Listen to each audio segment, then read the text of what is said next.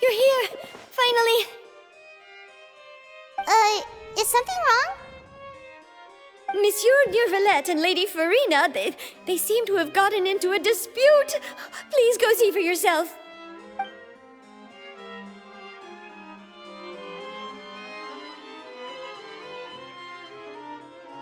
Like I said, I've already explained everything. And yet the problem has not been properly solved. There is little space for excuses between us.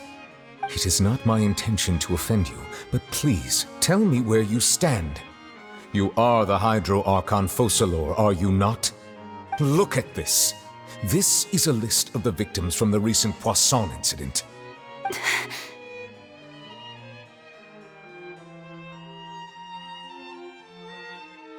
You mean...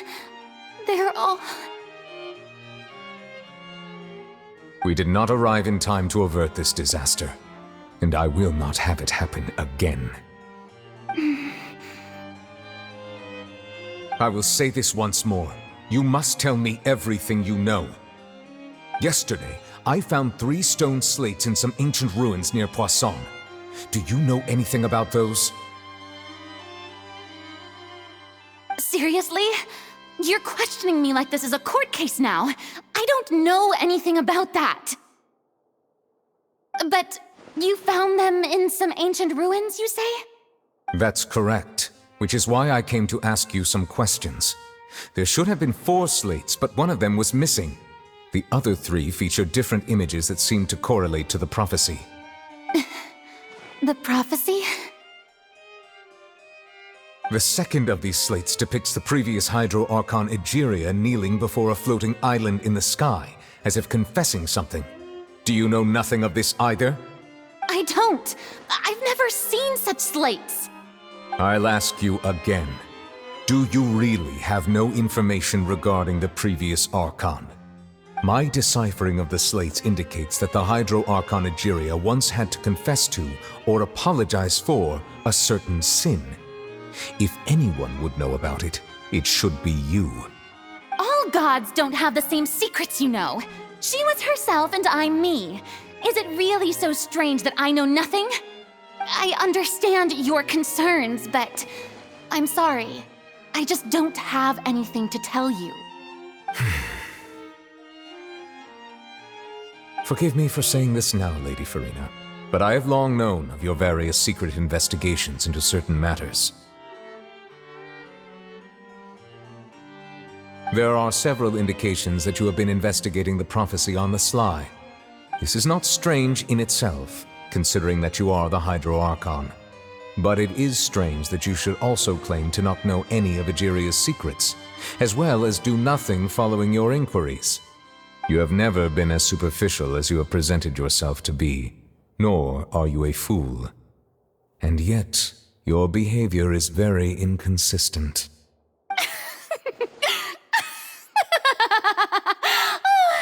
So you've been watching me all this time, have you? I didn't think you were that type. You... Well, since you know about my secret investigations, then you should know I'm actually working to take care of it. There's no point questioning or suspecting me. You're the Eudix, but you're still my subordinate. You should be following my lead. Just trust in me, your Archon, and do as I say. Never mind whether you can truly convince yourself to or not. It'll all turn out fine. That's all I have to say. we do not discuss this matter again. Oh, the opera is about to start. Toodles!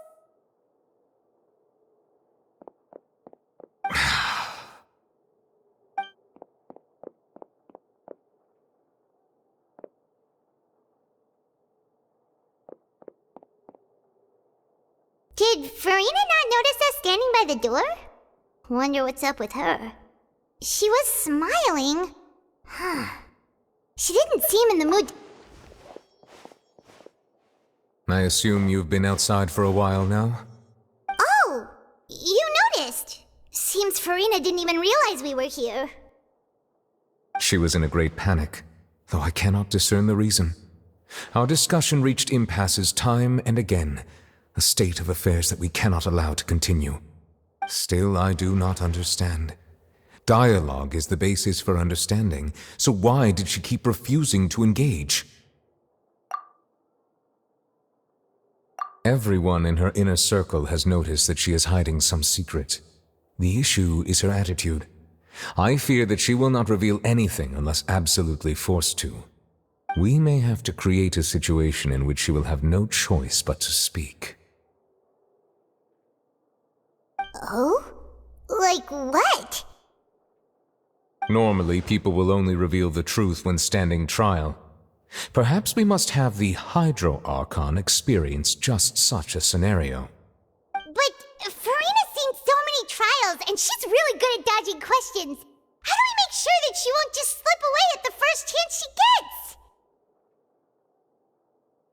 We will need to consider this thoroughly, join forces with various parties, and then do what we can.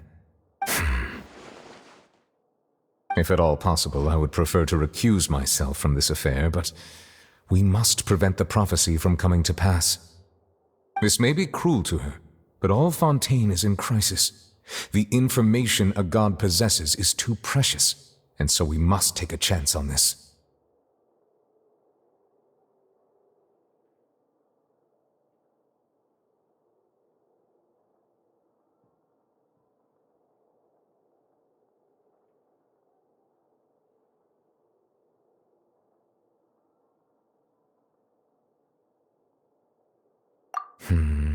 But who will lend us their aid to do such a thing?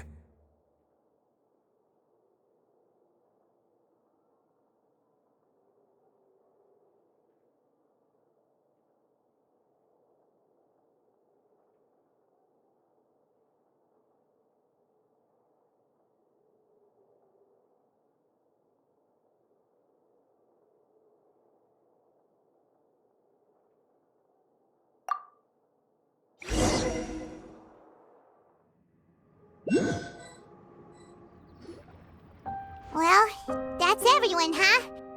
Speaking of which, it was pretty smart of you to think of hiding here.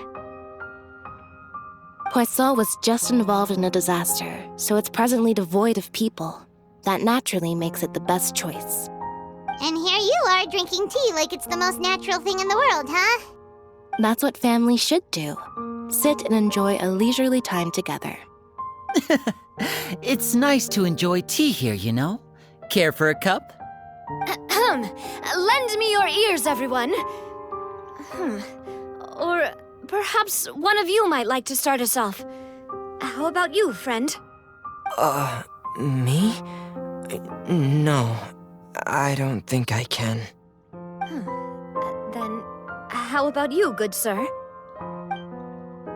I fear that I will cause the mood on this boat to become as somber as it is in court. Well then, I guess we're lucky we've got a local like me to organize things. Wonderful, the spotlight at last. I guess I'll be facilitating things from here. That was a little long-winded, don't you think? Oh, you might be right. Anyway, to cut to the chase, our friend here, the Traveler, has brought us together to discuss something. As for what that is, well, let's start by saying that we'll be pooling our efforts together to create a series of traps. Oh, how intriguing. Well, it's just an expression, really. One that I just learned from Chlorand and used on the spot. So, let's invite her to explain in detail. A round of applause, please.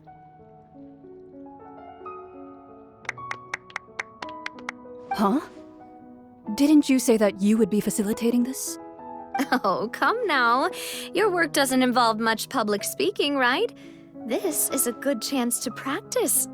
You might even pick up some fancy oratory tricks to impress your boss with in the future. I see. And what does my boss say? He is glad that you consider him your boss. Do go on.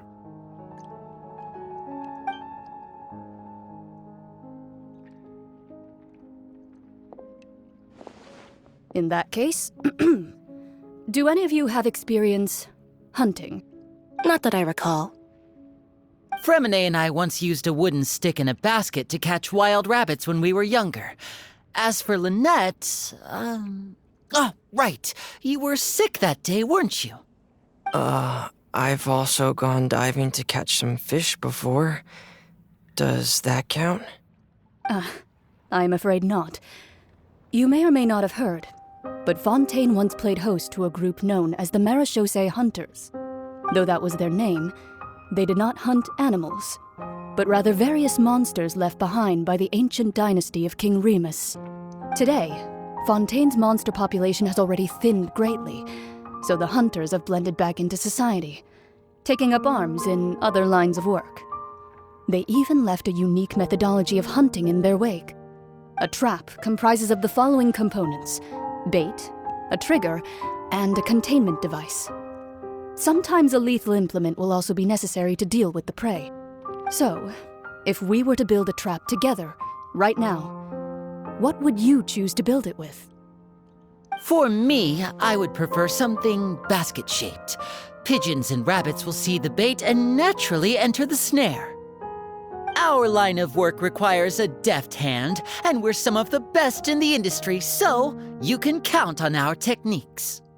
You used some of those techniques while moving the people of Poisson, didn't you? My subordinates mentioned that you even performed some magic for the bawling children. Yes, and I even managed to gather some intelligence in the meantime. I'm quite the multitasker if I do say so myself. I'm afraid I can't claim that as my strong suit. I prefer more stable methods, like placing bait in the water and waiting for the fish to come within reach. That's the kind of method I would count on. Calm and steady. Exactly the kind of person who would catch loads of fish. And I can be their assistant. With discretion, I'm sure. I'd probably use some sort of mechanical animal. Papa once bought me some small clockwork squirrels, mice, and such. When placed in the forest, they can attract others of their kind. I remember that you liked those too, didn't you? I did. And that would be a good way to go about it.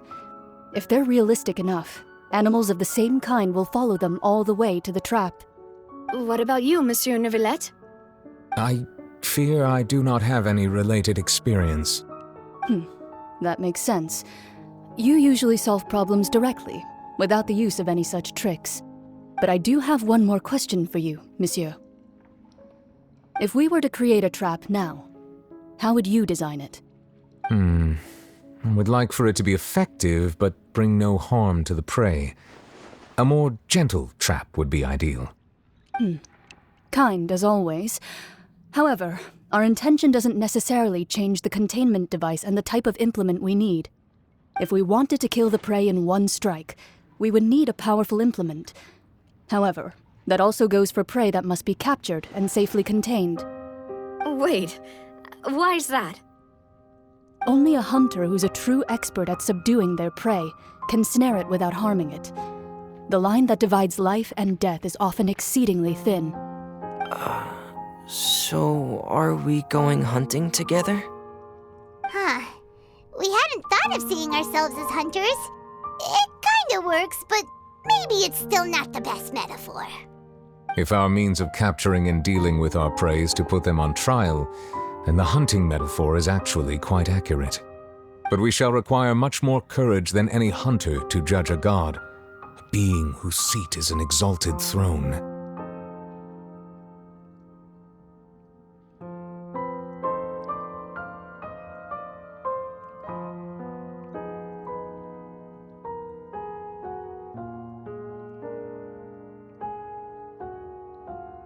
Oh, so that's what's going on.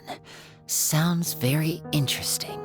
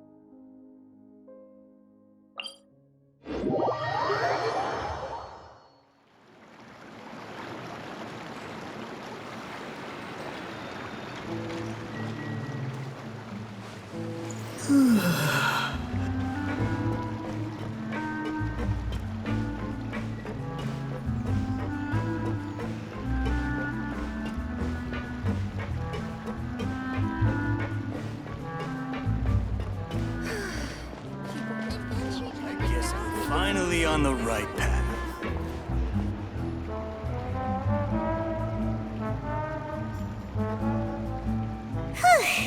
It's been a tough few days, hasn't it? So much has been happening. Paimon didn't think the meetings would go on for so long, but everyone seemed pretty fired up, huh? Paimon thought they'd be at least a little frightened. Well, Fremine was, now that Paimon thinks about it, but everyone else just looked a little surprised.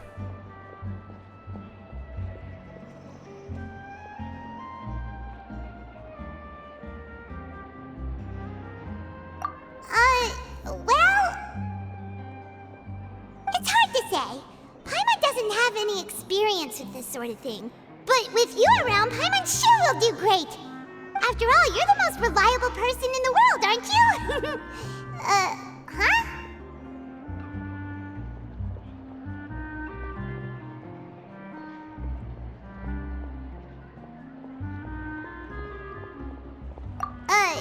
Did you just pour some tea? Paimon didn't notice you doing that at all!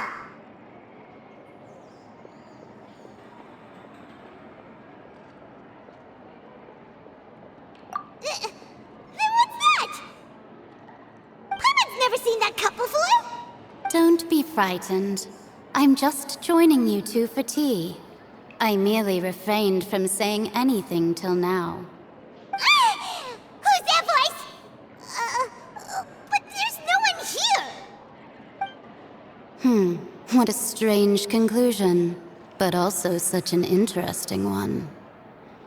You two make such a fascinating combo, and yet even you feel confused. As such, I couldn't resist but come by for some tea and a chat.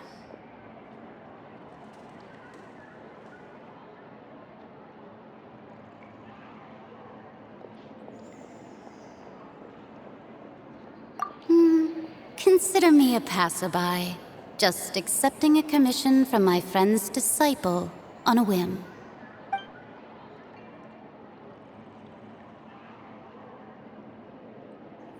Precisely. Call me N, a mage who wanders the world. At least, that's how my friends have suggested that I introduce myself. The prophecy. Yes, what has been prophesized will be fulfilled. You may view such things as the history of the future. What? Then is there any way we can stop it? People call such things fate. and it is written in the stars. It cannot so easily be altered. Ah, so you've caught on. Just as prophecies are usually only the future as seen from the perspectives of the gods, could things be happening in hidden corners where the gods' gaze does not fall? Are the things that you shall see different from the fate that the gods perceive?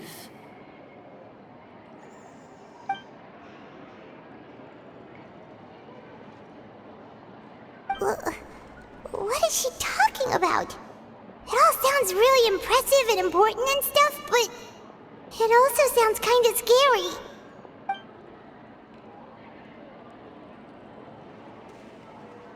I believe that you understand, right? Some things are insignificant, but others you must reach out to change. Ultimately, fate shall serve as your only guide, no matter what will happen in Tevat's future. All you need to do is to play your part. This was good tea, by the way. Thank you for your hospitality. Well, that'll be all for today. The voice. It's gone.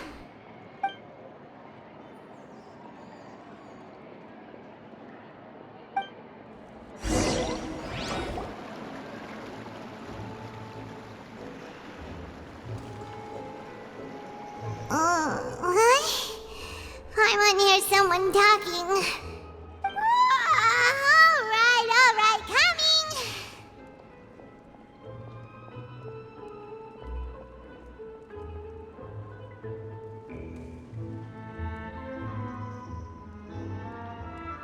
Hey, it's you who's getting lazy, okay?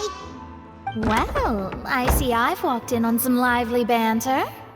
Luna! Fine, just fine. I went to take part in that Steambird panel. It turned out to be more interesting than I expected.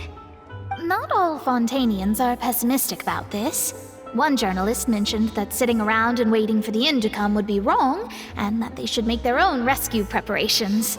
I agreed, so we had a brief chat with her. Did she have pink hair by any chance?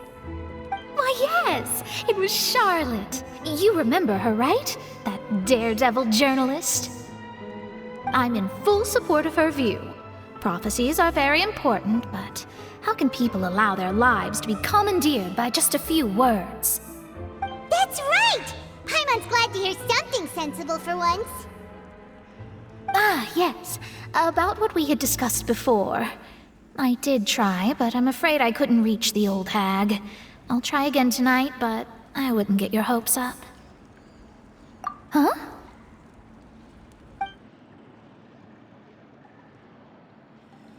Goodness gracious. Are you serious?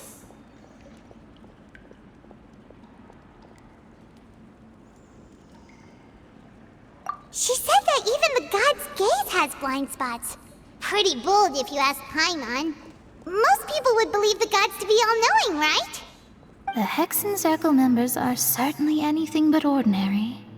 As for the mage named N, the old hag has mentioned her a few times. She said that N's sense of direction is incredible, and that she loves guiding those who are lost. But I've never met her, and if she were still alive, she'd be... well, suffice it to say that the hag's at least a few hundred now, and N's been around for longer than that. Whoa. The Hexen Circle sounds like a scary group. But they must really stay in shape to live so long. Their abilities alone are pretty terrifying. If she came to see you personally, then the problem you're facing must truly be of great importance. Well, it's not like Paimon could understand anything she said. Yes, she was quite cryptic, but I suspect she means that there is still a way to turn things around. She didn't say when or what that would be, though, so... perhaps it is something that you cannot know right now.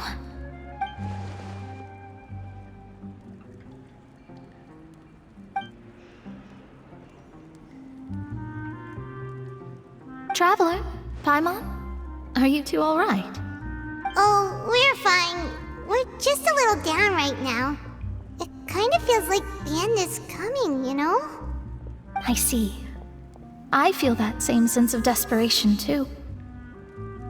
I guess you could consider me someone who has often witnessed fate.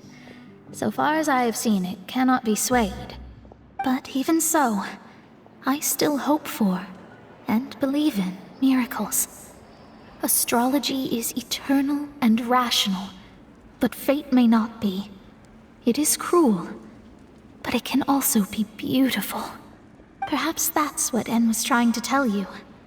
Not to lose heart, and to believe that what you are seeing playing out before you is not yet set in stone. I did originally think of steering clear of all this, but I couldn't. Even if this is all futile, I still wish to help everyone. If we don't struggle to the last, then how can we face the end when it comes? Huh. You do have a point. There I go, talking about astrological principles again.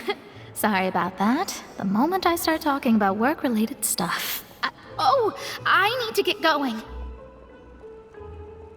It was worth trying to comfort you, even if only a little. I believe that you'll help those who are struggling in the same way I did. I suppose that might be why we always seem to meet by coincidence. Paimon feels kinda moved by what Mona said, but also kinda sad too. Hey, Traveler, Paimon suddenly feels like going outside for a walk. Let's go. Let's walk around the city, shall we? There's a few spots we always like to walk by.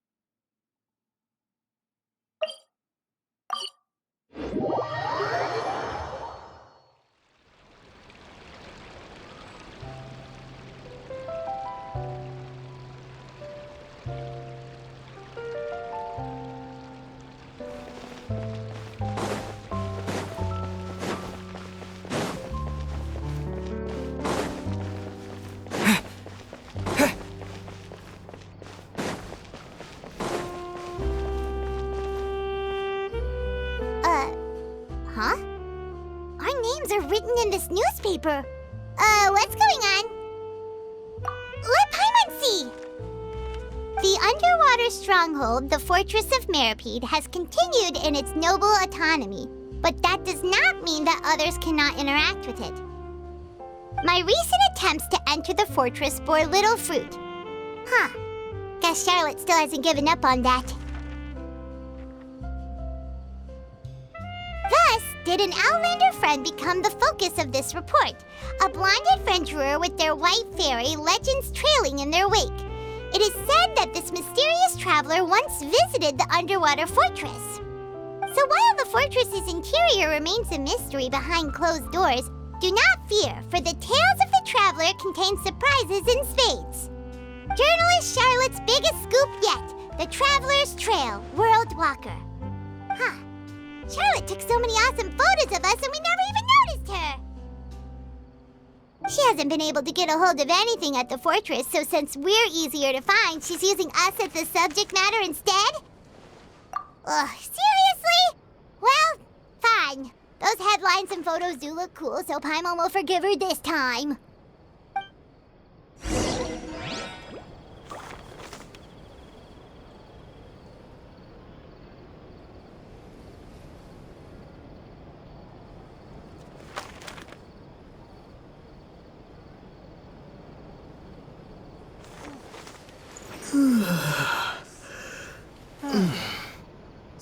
These are the kind of headlines they're going for these days.